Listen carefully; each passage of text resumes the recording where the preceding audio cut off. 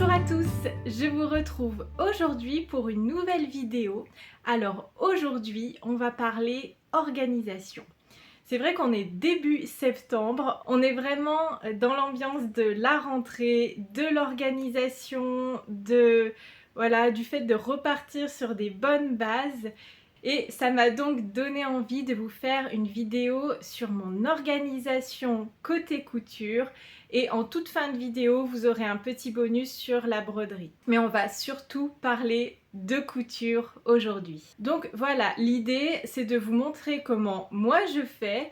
Ça n'est pas nécessairement parfait, mais c'est ce qui me convient à l'heure actuelle. Si ça peut vous donner de l'inspiration, si jamais vous cherchez à être mieux organisé dans vos patrons, vos tissus, votre stock, vos achats, etc., eh bien pourquoi pas. Donc voilà, on va parcourir ensemble les supports que j'utilise pour m'organiser parce qu'il y en a plusieurs. J'en ai compté au moins 6, voilà. Donc ils sont assez différents, je trouve qu'ils se complètent, en tout cas je les utilise tous. Je vous les liste tout de suite. Il y a mon carnet de couture. Il y a aussi un classeur, comme ça, avec des pochettes.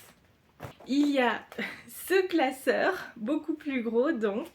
Et du côté de ce qui est plus numérique, j'utilise donc le logiciel Canva, un tableau Excel, voire plusieurs tableaux Excel, le Make9 que je vous présente désormais chaque année sur Instagram, et enfin différents dossiers sur lesquels j'ai des photos directement sur l'ordinateur. Alors, on va commencer par mon carnet couture.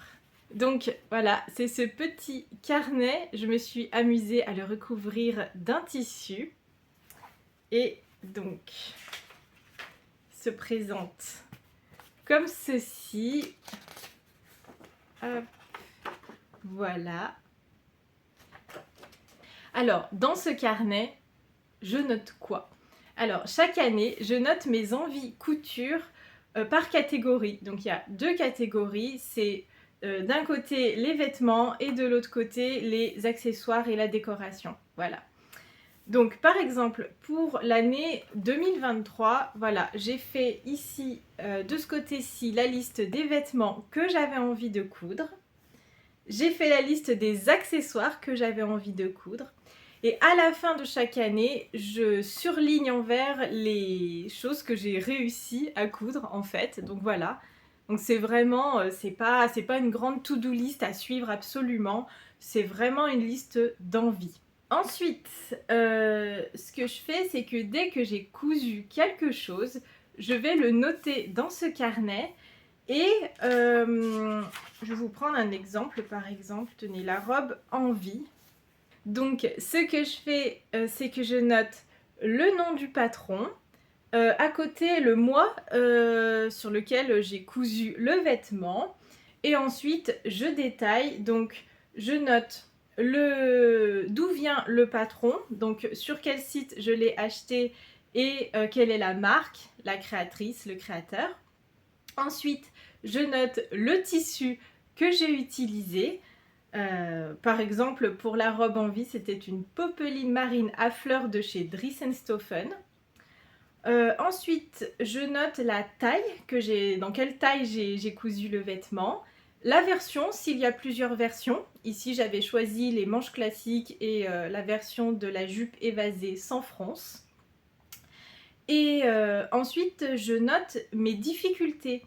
Ça va me servir à la fois à me souvenir un peu de comment s'est passée la couture en fait de telle pièce. Et ensuite, je note parfois ce que j'ai appris. Voilà, si par exemple, j'ai appris à poser un biais invisible, eh bien, je le note si c'est la première fois. Et si j'ai appris aussi à poser un zip sur une robe, comme là, c'était le cas. C'était un zip sur le côté. Et voilà, je note ça. Et ensuite, je dessine. En fait, je reproduis le dessin technique du vêtement. Donc ici, j'ai dessiné le dessin technique de cette robe pour bien me souvenir de quoi il s'agit. Voilà. Donc voilà, ça c'était un exemple, mais du coup... Oh, j'ai tout fait tomber. Ça c'était un exemple, mais du coup je fais ça à chaque fois. Parfois je fais pas le dessin. Ici, voilà, c'était le short du biche. Ah bah là vous voyez, il manque les dessins. Il y a aussi un moment où je m'étais mise à imprimer le, le vêtement pour moins m'embêter. Donc voilà, là j'avais imprimé le t-shirt Madame Mickey, ici le legging papaye. J'avais aussi parfois imprimé le dessin technique aussi, tout simplement, je me suis dit que ce serait peut-être plus simple. Mais voilà, donc à chaque fois je suis ce déroulé pour garder en fait une trace. Ça me fait plaisir d'avoir une trace de cette façon. Et aussi, il y a un autre cas de figure, c'est quand je fais moi-même un patron. Alors, il n'y a rien de fou, hein, mais voilà, par exemple, j'avais fait le patron d'une tête d'oreiller. Et là, ça m'a permis deux choses. De noter dans le carnet les dimensions déjà, au moment de la découpe. Et ensuite, j'ai noté comment j'avais fait. Donc si jamais je veux me recoudre une tête d'oreiller similaire, eh ben, j'ai plus qu'à suivre mon propre tuto. et voilà, sans avoir à réfléchir à chaque fois à comment je fais ça, par quelle étape je passe, voilà. Donc je garde aussi une trace. Voilà, là je m'étais fait mon petit tuto pour la tête d'oreiller. Et donc je peux vous montrer en 2025, j'avais reproduit mon Make 9. Donc déjà, je me suis amusée à faire une page de garde. Et ensuite, donc j'ai refait ce que je vous disais, les listes. Alors là, j'ai même divisé en 3 catégories. J'ai séparé les accessoires et la décoration. Donc voilà, au fil des ans, l'avantage, c'est que ça peut évoluer un petit peu. Et je suis un petit peu plus rentrée dans le détail, c'est que cette année, j'ai reproduit mon Make 9 sur le carnet. Voilà, ce qui me permet toujours de surligner quand j'ai fait les cousettes en question. Voilà, et ensuite, parce que vraiment j'adore noter des choses, hein, vous pouvez le constater, j'ai là comment dire, je fais un récapitulatif de ce que j'ai réellement cousu en 2025 parce que parfois ça ne correspond pas forcément à ce que j'avais noté dans mes envies, en fait, dans ma liste d'envies. Donc j'aime bien aussi me faire un petit récap comme ça, un peu en guise de sommaire en fait, et de ce qui vient après. Et vous voyez que par exemple, je détaille moins quand ce sont des petites décorations ou des accessoires. Parce que souvent, ça va être des choses un peu plus faciles, entre guillemets. Du coup, j'ai moins à détailler mes difficultés, ce que j'ai appris, tout ça. Donc voilà, je prends moins de place pour ça dans le carnet. Donc voilà pour ce carnet qui m'accompagne depuis 2022. Donc je l'utilise toujours, je le mets à jour régulièrement. Donc voilà, j'aime beaucoup avoir ce petit carnet pour garder une trace de tout ce que je couds. Ensuite, j'utilise donc ce classeur que je vous ai montré. Et donc là-dedans, je note. Alors déjà, j'ai des idées de modification de patron. Voilà, je fais mes petits dessins quand j'ai des idées un peu vraiment de... Oui, pour l'instant, je ne saurais pas faire un patron de vêtements de A à Z. Donc, je commence à être inspirée par des modifications, des hacks de patrons que je possède en fait dans ma patron tech. Et ensuite, je range à l'intérieur. Alors par exemple, celui-ci ne devrait pas être dans ce classeur, je vous expliquerai juste après pourquoi. Et donc je range dans ce classeur ce que j'ai envie de coudre à court terme. C'est pour ça que j'ai noté ici prochaine cousette. Alors je vous spoil un peu, mais voilà, donc ça depuis le temps que je veux recoudre une pochette à projet. Donc en fait, c'est les patrons et les tutos que j'ai déjà imprimés parce que je compte les coudre dans pas trop longtemps. J'ai aussi un pochon. Et pour cet automne, voilà, je vous le dis, je voudrais par exemple faire ces petites citrouilles. Et il y a donc un deuxième classeur, beaucoup plus gros, celui-ci. Et dans celui-là, je mets ceux que j'ai déjà cousus. Et donc, ils sont rangés par catégorie. Par exemple, la première catégorie, ce sont les vêtements femmes. Si le patron n'est pas trop gros, je le range aussi directement dedans. Voilà, quand c'est des patrons trop volumineux, comme des patrons de robes, ils sont rangés dans des pochettes à part. Mais du coup, voilà, vous avez par exemple, hop, je mets toujours donc le tuto et ensuite le patron dans une pochette différente. Et je les mets l'un après l'autre. Évidemment, la catégorie vêtements femmes est la plus imposante. Voilà. Et ensuite, j'ai fait une catégorie pour les décorations où j'avais mis par exemple mes petits lapins de Pâques. Et là, pour le coup, il n'y avait pas grand chose, donc j'ai mis les pièces du patron derrière. Donc c'est l'idée hein, de les ranger comme ça par catégorie une fois qu'ils sont cousus. Et d'ailleurs, c'est pour ça que je vous disais que l'écharpe Bibiche n'a rien à faire dans mes prochaines cousettes puisque je l'ai déjà cousue. Donc je vais en profiter pour la sortir du classeur des prochaines cousettes et je vais pouvoir la ranger dans le classeur des cousettes finies. Et donc dans ce classeur, j'ai 5 catégories. Les vêtements femmes, les accessoires, les décorations, les vêtements hommes et j'ai une dernière catégorie. Et ce sont les patrons que j'ai imprimés un peu trop en avance ou alors il y a longtemps et que j'ai jamais utilisé, ou pas encore en tout cas, et que j'ai pas spécialement envie de faire dans les mois qui viennent. Donc voilà, là j'avais mis par exemple, hop, j'avais trouvé, je crois que oui ça c'était un patron gratuit de headband comme ça sur le site des coupons de Saint-Pierre et je l'avais imprimé il y a longtemps et je m'en suis jamais trop occupée donc je le garde quand même parce que peut-être qu'un jour son heure viendra. Je trouve ça dommage de jeter ce que j'avais imprimé quoi directement. Donc du coup il est en dernière partie du classeur pour ça. Alors, pour ce qui est des supports numériques, j'utilise un tableau Excel dans lequel j'ai 2 onglets. C'est l'onglet tissu et l'onglet patron.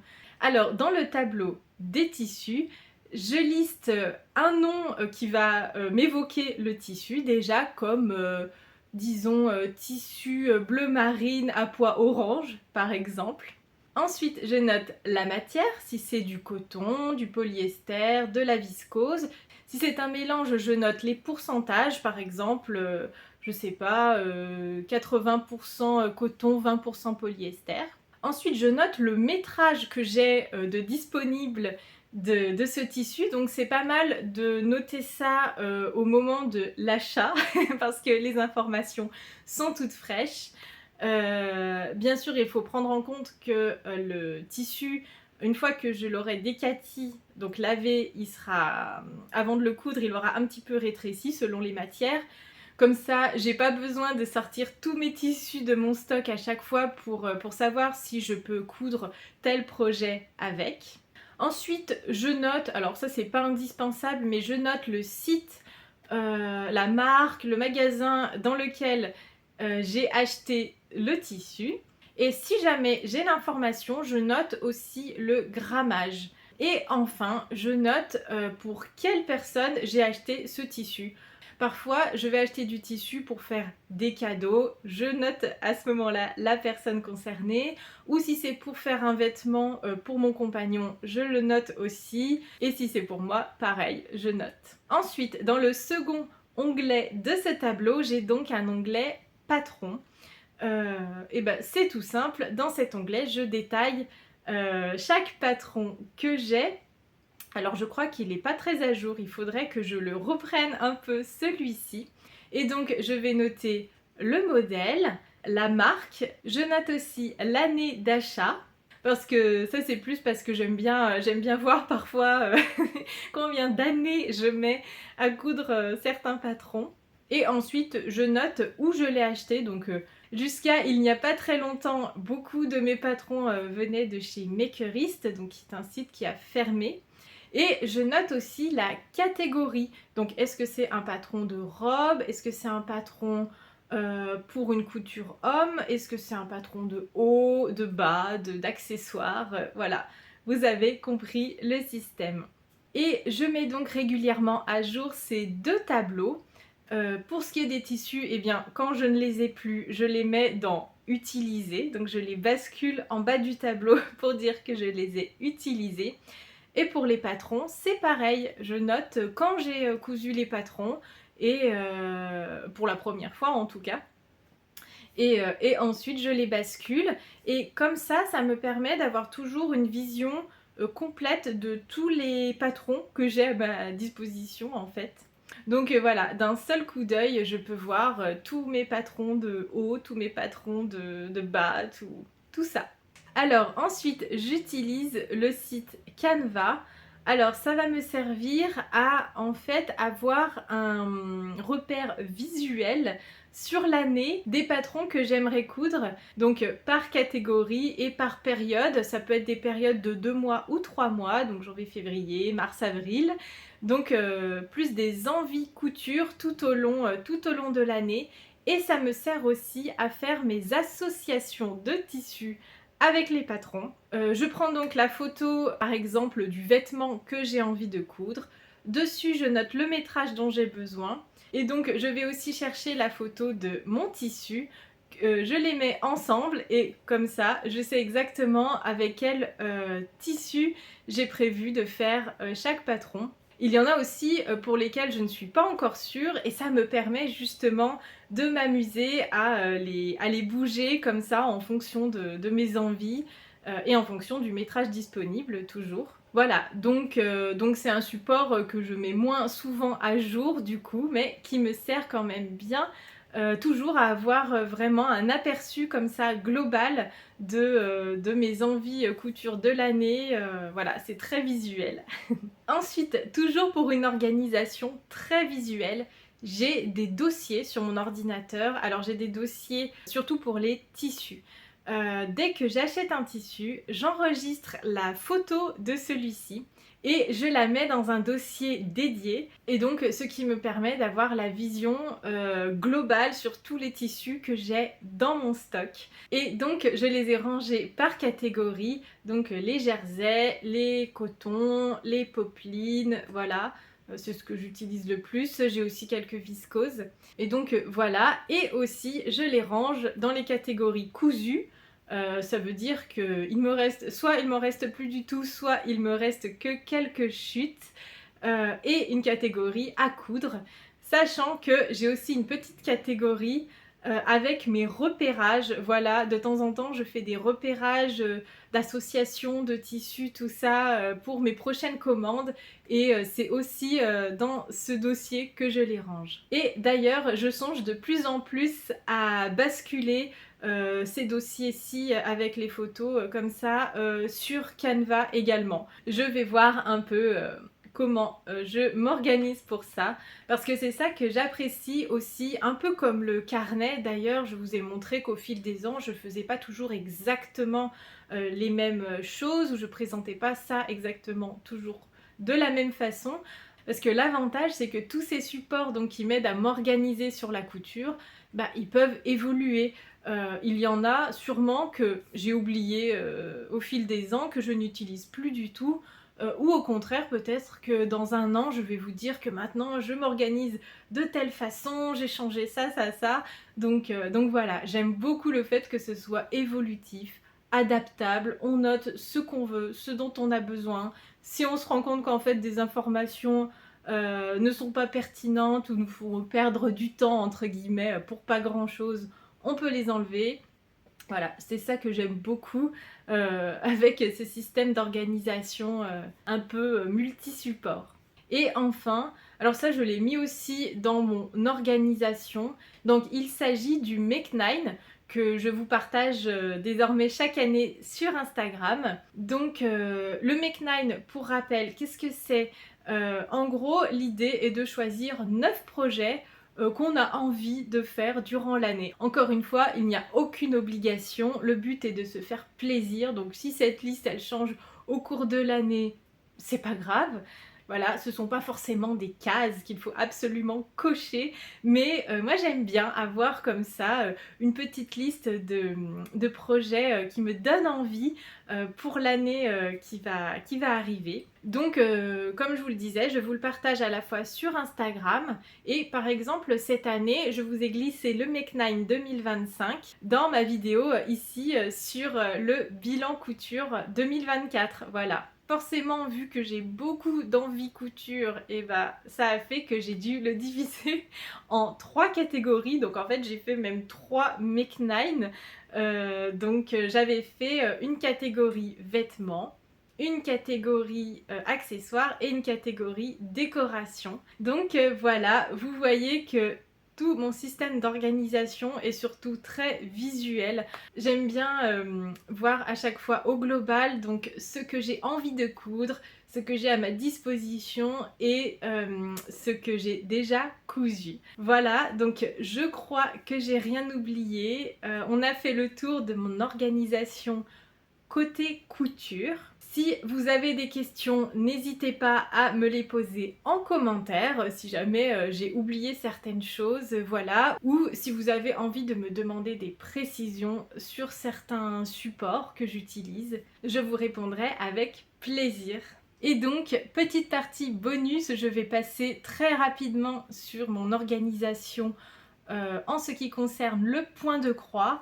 Alors ça me demande beaucoup moins d'organisation, mais donc j'utilise 2 petits supports pour ça. Donc en physique j'ai, alors je sais pas si je vais garder ça comme ça, mais j'ai donc ce tableau Velleda que j'utilise où j'ai noté donc les mois qui arrivent avec mes envies de broderie dans chaque mois. Ici, ce que j'ai déjà brodé au cours de l'année et de ce côté-là, tout ce que j'ai prévu pour plus tard en fait. Voilà. Donc c'est vrai que ça tient beaucoup de place. Je ne pense pas garder ce système. Je pense que je vais commencer un carnet broderie que j'ai toujours pas fait. Alors que ça fait des années que j'ai mon carnet pour la couture. Je n'ai jamais fait de carnet pour le point de croix, je trouve ça dommage. Donc j'aimerais bien noter, comme je le fais pour la couture, la marque, où j'ai trouvé le kit ou le diagramme, la créatrice si j'ai son nom ou le créateur, et les difficultés que j'ai éventuellement rencontrées ou les nouveaux points que j'ai appris, comme ça a pu être le cas récemment. Ça rejoint ce que j'ai dit il y a peu, c'est-à-dire que tout est toujours évolutif. Donc voilà, on adapte.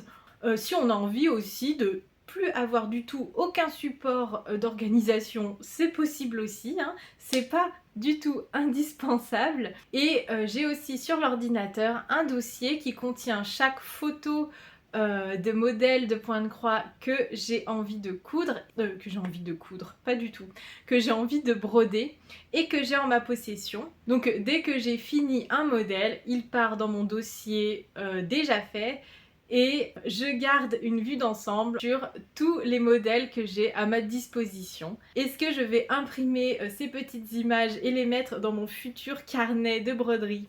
C'est pas impossible, mais voilà pour ma petite organisation du côté du point de croix.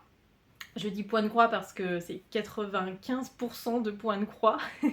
Voilà, on a fait le tour de mon organisation côté couture et côté broderie. Mais alors, pourquoi je fais tout ça? Alors comme vous l'aurez compris, j'aime bien avoir une vision d'ensemble de tous les tissus et les patrons que j'ai. Ça me sert donc aussi à ne pas oublier ce que j'ai déjà, à ne pas racheter quelque chose de trop similaire. Il n'y a pas longtemps par exemple, j'avais envie de refaire un legging en jersey et je me suis dit ah bah j'ai pas beaucoup de jersey, je vais en racheter, et en fait non, ça m'a permis de me souvenir que j'avais un jersey que je n'ai jamais utilisé et qui pourrait être très bien pour ce type de projet. Et dans le cas des tissus, toujours ça peut me servir à directement avoir l'information par exemple du grammage idéal, de la souplesse dont on a besoin pour tel ou tel vêtement, qui sont souvent recommandés par exemple quand on achète un patron. Donc voilà, ça peut servir aussi à ça.